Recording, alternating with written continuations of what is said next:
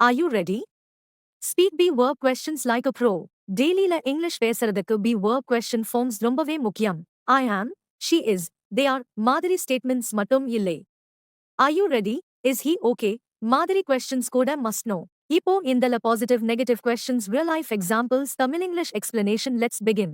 Part 1 Positive questions am is are structure. Am is are கூட்டல் subject கூட்டல் rest of the sentence. 1. Am I late? நான் லேட்டா? 2. Is she your sister? அவங்க உங்க தங்கைதானா? 3. Is it a good idea? இது நல்ல idea தானா? 4. Are you busy? நீங்க பிஸியா இருக்கீங்களா? 5. Are they at home? அவங்க வீட்டில இருக்காங்களா? யூசேஜ் ஸ்டெப் இது எல்லாம் பணிவா கேக்குறதுக்கும் கன்ஃபர்மேஷன் பண்றதுக்கும் யூஸ் பண்ணுவாங்க. Part 2 Negative questions am is are structure. Am is are subject not rest of sentence or aren't isn't am I not. Examples 1 Am I not clear? நான் தெளிவா இல்லையா? 2 Isn't he at work? அவர் ஆபீஸ்ல இல்லையா? 3 Isn't this your bag? இது உங்களோட back இல்லையா? 4 Aren't we ready yet? நாம இன்னும் ரெடி ஆகலையா? 5 Aren't you his friend?